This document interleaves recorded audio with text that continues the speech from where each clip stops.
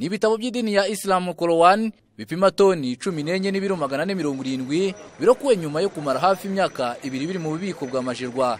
Yishyuzwaga miliyoni zirenga 20 z'amafaranga y'u Rwanda ku bubiko byari bimazemo imyaka hafi 2 ndetse n'amahuru. Abayoboke b'idini ya Islam mu Rwanda bishimiye ikomorirwa ry'ibi bitabo bitagatifu.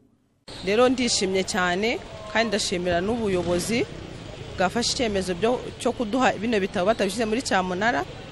Nk'umusilamukazi ndabashimira cyane, ndabashimira byimazeyo, Imana ibaha umugisha kuko badukoreye. Urumva nibyo kwishimirwa cyane, kandi mukuri ko kubaza tubona bari kuzipakurura ahangaha, hari benshi barumva ko zigomba kujya muri cyamunara, ariko mukuri ubu turashima Imana cyane kuba Korowani tuba turi kuzakera ahangaha n'ibyiciro cyane.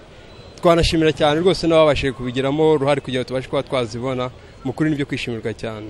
Umuvugizi w'umuryango wa Islam mu Rwanda RMC Sheikh Sindayigaya Musa yashimye ubuyobozi bw'igihugu bwagize uruhare mu irekurwa ry'ibi bitabo bitagatifu. Ibi bitabo byose tubivanyemo nta faranga na rimwe twishyuye. Ibyo bikaba mu by'ukuri igikorwa cyiza cyane twishimiye, kandi bikaba bifashe n'umwanya mutoya kugira ngo tubivanemo hariya.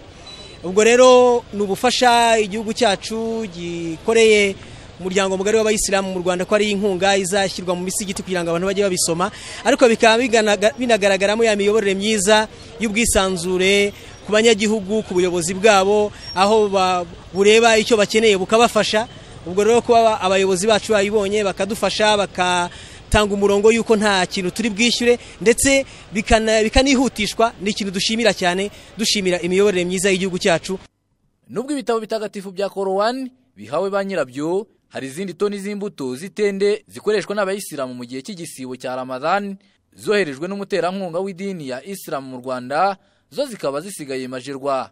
Ariko umujyanama wa Mufti w'u Rwanda Sheikh Mbarushimana Suleiman avuga ko ibiganiro bikomeje kugira ngo harebwe icyakorwa. Tuvuganye n'ubuyobozi bwa Duwani na Majerwa ko iyo gahunda twazayigarukaho ku wa mbere, hakarebwa niba kuko haraciyemo igihe zigifite ubuzima, zigifite ubuziranenge, kugira ngo noneho bashobore kuziduha, kubera yuko ziramutse zo zarangije igihe basaga atari byiza ko zasohoka, hakaba hari abanyarwanda bazikoresha bikabagiraho ingaruka. Nibigaragara ko zigifite ubuzima, zikiri nzima, batwijeje ko nk'uko badufashije n'uyu munsi nazo bazadufasha bakaziduha, tukazazishyiriza abayisilamu kuko twazawe nk'impano nta kiguzi. Niba nuko basanze kandi zarangiritse, zizajyanwa aho bajyana ibijyanye n'ibiribwa biba byangiritse nk'ibindi byose. Ibitabo bitagatifu bya Korowani byarekuwe bizakoreshwa n'abayisilamu basaga ibihumbi 22 mu Rwanda. Kwizera John Patrick, Televiziyo Rwanda, Kigali.